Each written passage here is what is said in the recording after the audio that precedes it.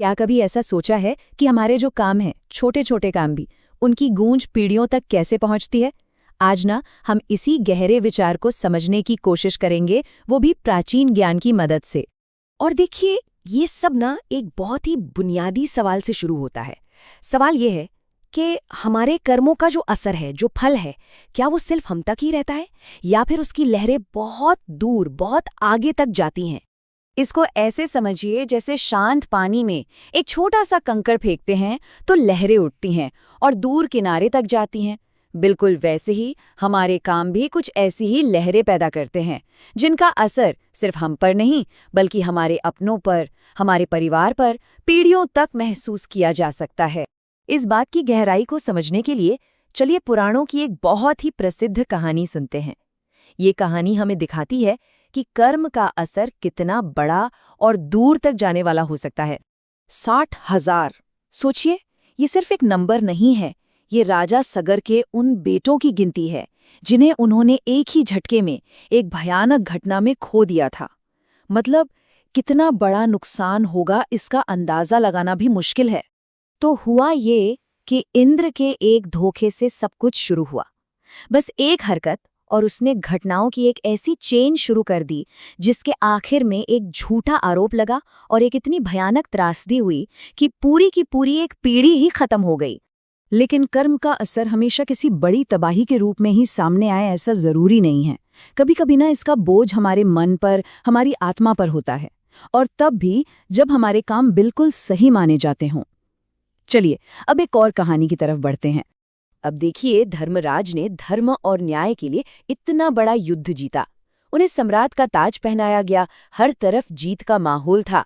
पर सवाल ये है कि खुद उनके लिए उस जीत का स्वाद कैसा था? बिल्कुल फीका, बिल्कुल खोखला, क्योंकि ये जीत अनगिनत लोगों की जान की कीमत पर मिली थी। यहाँ पर ये जो फर्क है वो देखने लायक है। एक तरफ जीत से उम्मीद थी महिमा और शांति की, और दूसरी तरफ धर्मराज की हकीकत क्या थी? सिर्फ खालीपन और गहरा दुख। ये एक ऐसा ताज था जिसने कोई खुशी नहीं दी, सिर्फ बोझ बढ़ाया। उनके ये शब्द ही अपने आप में पूरी कहानी कह देते हैं, है ना? ये हमें बताता है कि जो हिंसा जरूरी भी मानी जाए, वो भी इतने गहरे जख्म छोड़ जाती है कि दुनिया की कोई भी जीत, कोई भी ताज उसे भर नहीं सकता। तो फिर सवाल ये उठता है कि इतने धर्मी और महान नायकों को इतना दुख क्यों झेलना पड़ा? इसका जवाब किसी बहुत बड़ी बुराई में नहीं है, बल्कि छोटी छोटी, बहुत ही मामूली सी लगने वाली इंसानी कमजोरियों में छिपा है।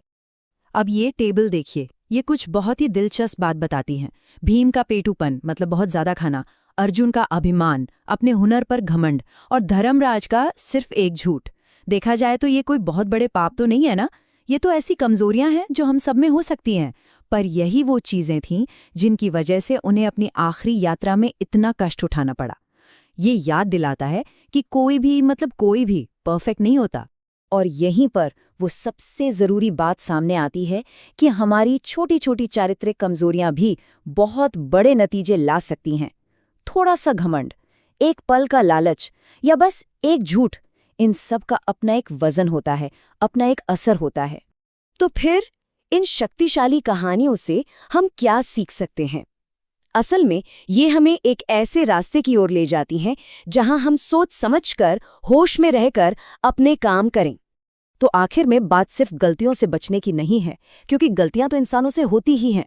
असली बात है अपने कामों के असर को समझना, ये जानना कि हमारे फैसलों से दूसरों पर क्या फर्क पड़ता है, और हर दिन थोड़ा और जागरूक होकर, थोड़ा और विनम्र होकर जीने की कोशिश करना। तो चलिए इस चर्चा को एक सवाल के साथ खत्म करते हैं। अगर किसी के कर्म ही उसके परिवार की कहानी लिख रहे हों, तो वो कहानी कैसी होगी? ये एक ऐसा सवाल है जिसका जवाब हम में से हर कोई अपने हर एक काम से हर दिन लिखता है।